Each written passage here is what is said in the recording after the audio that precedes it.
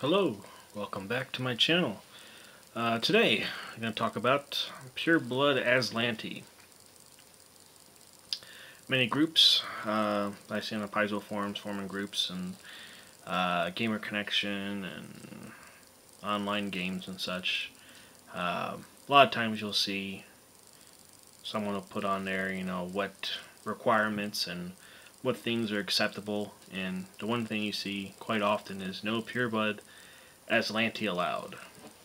And if you were to research what a Pureblood Azlanti is, you would come to find out that they are a little more than a memory of a near mythical progenitor of all human civilization. So, the last Pureblood Azlanti was one of the most famous humans of all time. One who became a god, Aerodin. There's some information on that with the Starstone and how Galarian had changed. And what do you do if you want to introduce a Pureblood Azlanti? And realizing their stats are +2 to every ability score. That's pretty overpowered. I think I've seen on the boards a couple times they mentioned that if you were to make a character with a Pureblood Azlanti, it's like having a 40-point buy or something. I have never researched that or calculated that myself to see if that's true, but I know it would be pretty up there. So, how do you maybe water it down? How do you kind of make it a little more balanced, maybe? Well, that's something I've thought about for quite a long time, and maybe you can help me answer that. Anyway, in the meantime, till I see better builds on that, or suggestions and comments, and maybe someone has their own Pureblood Azlanti in one of their games, and they have a sort of racial retool into it. Well, until then, I'm going to use the Advanced Race Guide, the race builder in the back of the book, to make my own version without using the +2 to every ability score. Something a little more toned down, but at the same time,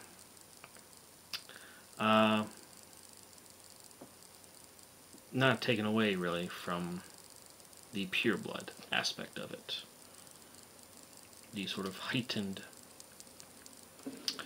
progenitor race. So, I started this up a little bit here already. So I'll just go down the list. Pureblood Azlanti. Of course, they would be humanoid, so that's 0 racial points. And I pretty much try to stick to it just as a human, but of course give them some boons. Medium, of course, 0 racial points. Normal speed, just like a human. Ability score modifiers. Humans have the human heritage ability score modifiers where it's +2 to any ability score. I decided to kind of make like a step up from that, like a superhuman heritage type, which I call the flexible human heritage. It's a homebrew version. And what that is, it's +2 to any 2 ability scores. Not 1, but 2. So that kind of builds off what the human is, but more of a superish human sort of a way, possibly. Of course, there's many stats on many of the PC races, and it's +2 to, strength and +2 to con. There's a couple things like that out there. This is different because you get to choose what your +2s will be, rather than just, your standard +2 to just 1 ability score. So I try to pay homage to the pureblood and try to deliver the pureblood aspect of it. One that hasn't been diluted through mixing of the other races and such. This was just a pure-blooded Azlanti. That's my take on it anyway. If you wanted to increase it, maybe +2 to any 3 ability scores. That's an option. That way you're not doing a +2 to the 6 total. So I gave it a homebrew weighted cost of 2 racial points. Languages, just like the human, they are Linguist. Now, maybe they're in your world if you do a pureblood version of an Azlanti. Maybe if they came from an underground subterranean existence, maybe they don't have that kind of distinct interaction with other subterranean races, so maybe they wouldn't have the Linguist. Racial traits. I went with, just like the human, the flexible bonus feat, so you get a bonus feat upon character creation. That's a weighted cost of 4. And then just like with the human, I went with skilled. That's 4 racial points. Now, I went with trying to showcase their magical power, what they were known for. And let me get to that. Magical racial traits, I went with Magical Linguist. And just to describe what that is, it's 2 point cost. And members of this race gain a +1 bonus to the DC of spells they cast that have the language-dependent descriptor or that create glyphs, symbols, or other magical writings. Right there, I can think of, the Vasilonian symbols, the, Rune Lord symbols and such. So, right there, that kind of struck me as a theme to the Azlanti. So, they also gain a +2 racial bonus on saving throws against such spells. Pureblood Azlantis with a charisma score of 11 or higher also gain the following spell-like abilities. Once a day, Arcane Mark, Comprehend Languages, Message, Read Magic. The caster level for these spell-like abilities is equal to the user's character level. So right there, I'm trying to showcase their magical innate talent. Maybe there's something better you can create from that, or something else that you have in mind. But that's what I went with. Senses racial traits, since more than likely this would be a emergent race. Secretive. Mystery surrounding them as to where they've been. What kind of conditions? Were they in some sort of magical stasis? Did they seclude themselves to some underground lair and sort of trap themselves within for eons of time, now to finally slowly emerge, not make themselves known? So I'm thinking more of an underground sort of a race. I went with the Darkvision for 2 racial points. So they would have Darkvision up to 60 feet. Let me just verify that. Yep, 60 feet. And then finally, weakness racial traits, because they would be living in the dark for so long, they would have light sensitivity. So, members of this race are dazzled as long as they remain in an area of bright light. So, alright, you can kind of see, some of the surrounding themes of this, being a subterranean, emergent race, trying to stay, true to that pureblood aspect of it. So for a total racial point cost of 14. So it's around the same kind of level as you would expect of a Tieflin or Azamar.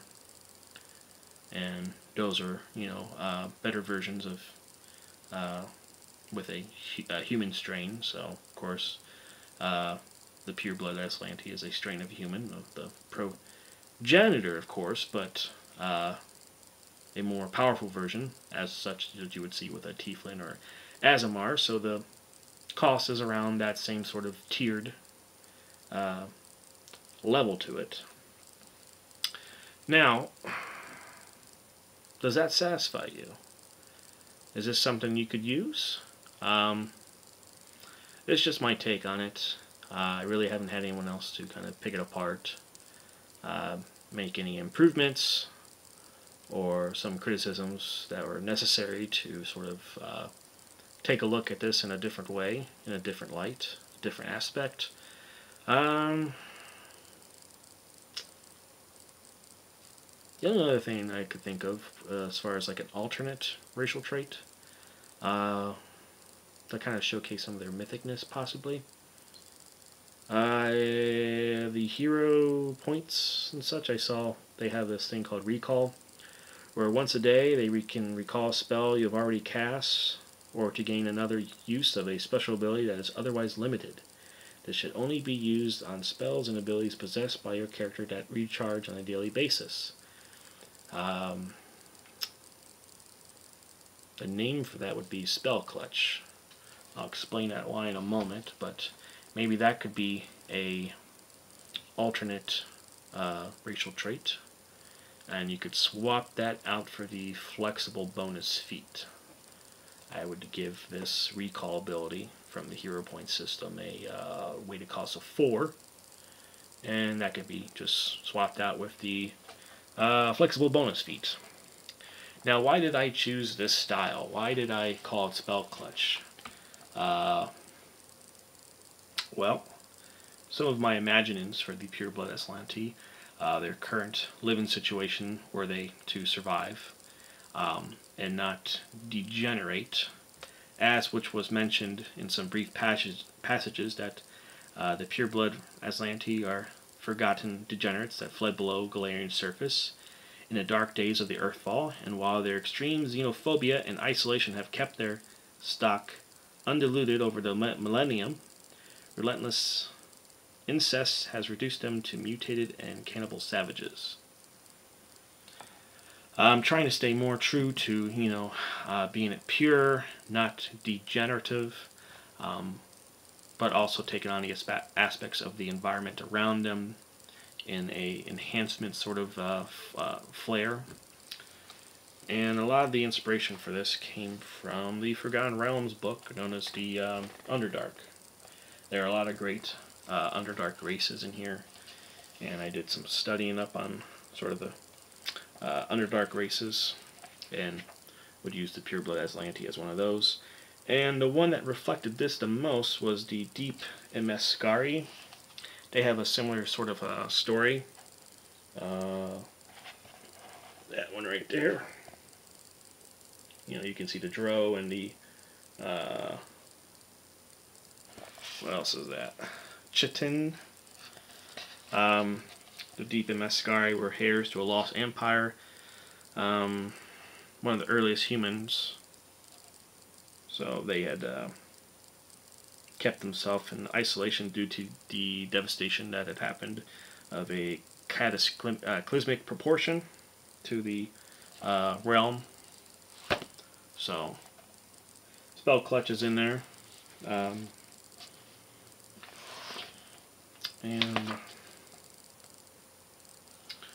let me see if I can find that again. There we go. And just like what it suggests here, it's a supernatural ability. They have studied magic for ages on end. A certain facility with magic has seeped into their blood. Once per day, a Deep Emeskari can recall any first level spell that she has already prepared and then casts. The spell is then prepared again, just as if it hadn't been cast. Once again, it's that magic that's been seeped in their blood. They're known for their great, powerful, magical ability. Whether you're thinking of the Deep Emeskari or the Pureblood Azlanti. Of course, a lot of the stuff from Pathfinder has been derived from D&D 3.0, 3.5, maybe some other stuff previous.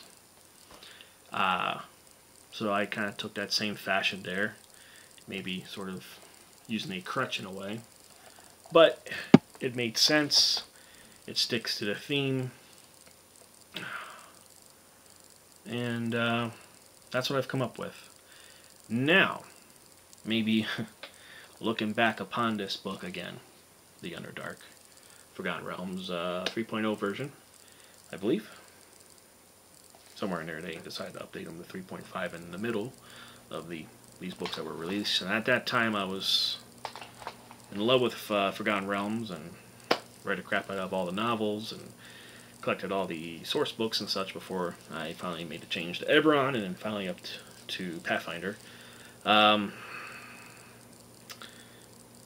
Taking a page out of that book once again. They present a lot of different races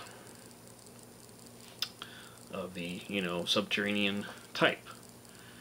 And since Pureblood Azlanti, as suggested in the Galarian lore, they are subterranean, possibly. And they list a lot of different other races that came from the Azlanti. And I'm not talking about the Gilman or